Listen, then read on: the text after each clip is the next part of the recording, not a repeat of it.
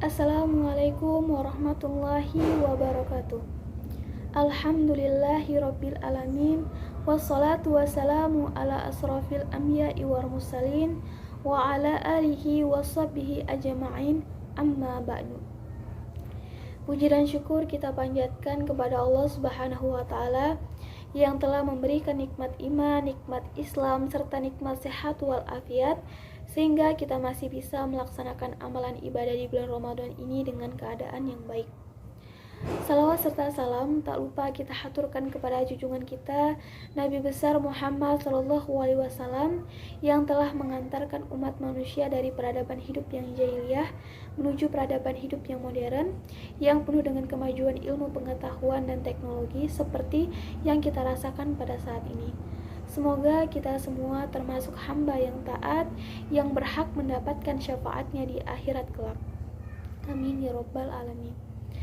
Perkenalkan, saya Dwi Wulandari. Pada kesempatan kali ini untuk menyampaikan topik yang berjudul persiapan ketika di ujung Ramadan. Bulan Ramadan yaitu bulan penuh limpahan rahmat, ampunan dan berkah sebentar lagi akan meninggalkan kita. Bagi sebagian orang, kenyataan seperti ini merupakan saat-saat yang paling berat karena akan kehilangan hari-hari yang sangat istimewa, hari yang tidak akan ditemukan selain di bulan Ramadan. Karena itulah wajar kalau kepergian Ramadan sering ditangisi oleh orang-orang ahli ibadah, orang-orang soleh, lantaran belum tentu akan berjumpa kembali dengan bulan yang seagung dan semulia Ramadan tanpa seizinnya. Namun, ketetapan Allah Subhanahu wa taala telah berlaku. Ramadan hanya berjalan selama 1 bulan, 29 atau 30 hari saja. Tidak bisa lebih dan tidak bisa kurang. Dengan terbitnya bulan Sabit, hilal di ufuk barat pada maghrib akhir Ramadan nanti, maka Allah yang Maha Rahman dan Rahim tidak akan berhenti memberikan limpahan rahmatnya.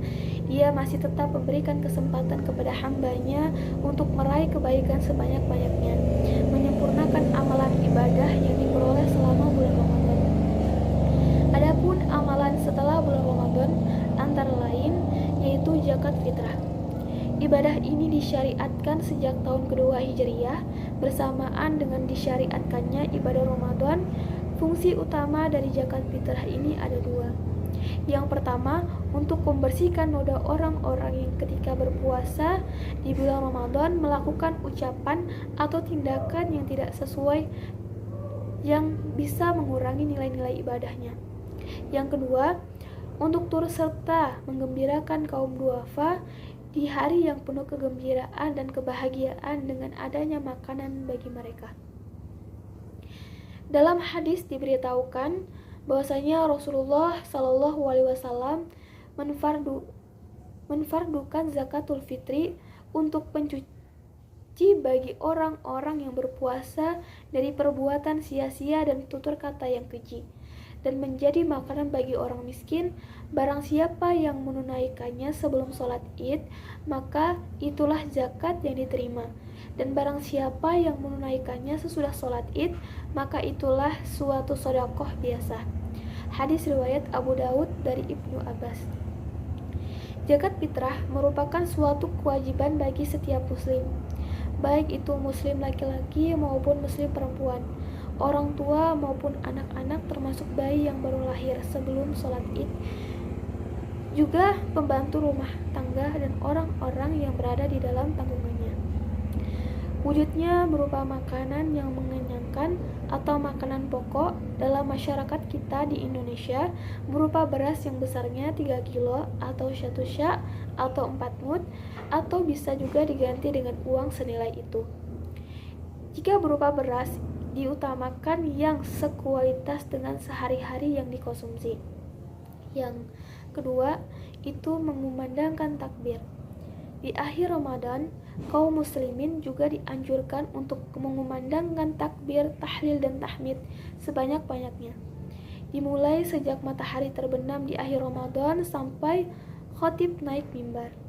Ibadah ini merupakan tanda syukur nikmat kita kepada Allah Subhanahu wa taala yang sudah sepantasnya lah kita kumandangkan kalimat takbir ini dengan penuh keagungan dan hikmat serta ikhlas, tidak dicampur adukan dengan pesta pora, hura-hura, membunyikan petasan dan lain sebagainya. Sebaliknya, di malam lebaran itu kita isi dengan memperbanyak amalan ibadah, seraya mengumandangkan takbir, tahlil dan tahmid serta istighfar dan berdoa kepada Allah Subhanahu wa taala. Yang ketiga, salat Idul Fitri. Menurut jumhur ulama, salat Idul Fitri adalah sunnah muakkadah yang dilakukan di pagi hari sekitaran jam 7 dan diutamakan di lapangan terbuka agar tampak syiar Islam, kecuali jika di hari hujan atau kondisi tempat yang tidak memungkinkan. Ketika berangkat menuju ke lapangan untuk melaksanakan sholat id, kita disunnahkan melalui jalan yang berbeda dengan waktu pulangnya. Sewaktu berangkat, dianjurkan untuk tetap mengumandangkan takbir, tahlil, serta tahmid, dan disunnahkan makan terlebih dahulu. Hal ini berbeda dengan waktu akan sholat Idul Adha. Kita disunnahkan tidak makan atau minum dahulu sampai sholat selesai. Selesai sholat, kita mendengarkan khutbah. Yang keempat, mengucapkan ta'niyah. Kita telah selesai sholat dan mendengarkan khutbah. Kita dianjurkan saling berjabat tangan dengan sesama saudara semuslim dengan mengucapkan kalimat ta'niyah dan memberikan ucapan ikut bergembira. Dalam hadis yang diriwayatkan oleh Zubair bin Nufail diberikan, adapun sahabat Rasulullah SAW bila berjumpa satu sama lain di hari Id, mereka saling mengucapkan taqabbalallahu minna wa minkum, yang artinya semoga Allah menerima amalan kami dan amalan engkau. Ini kalimat yang diucapkan para sahabat jika bertemu sesama saudaranya di hari Idul Fitri sehabis menunaikan sholat Id. Dan yang kelima, puasa sunnah 6 hari. Mulai tanggal 2 Syawal kita disunnahkan berpuasa 6 hari.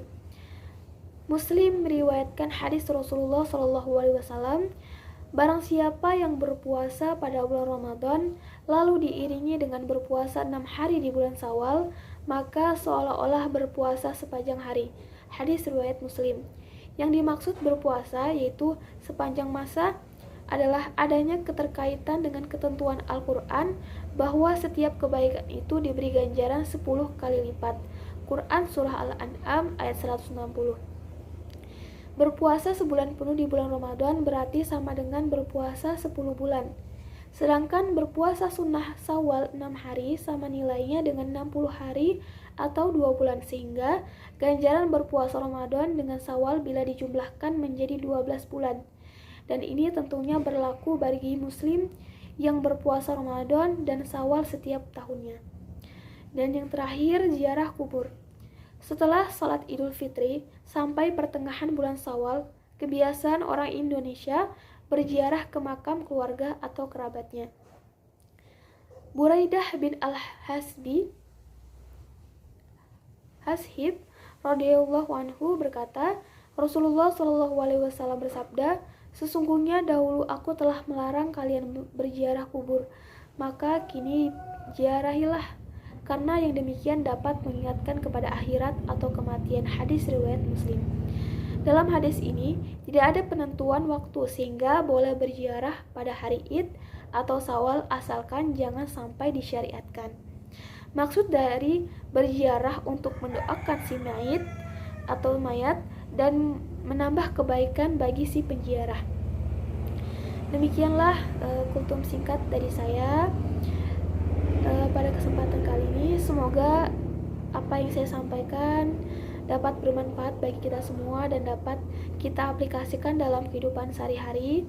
Lebih kurangnya saya mohon maaf.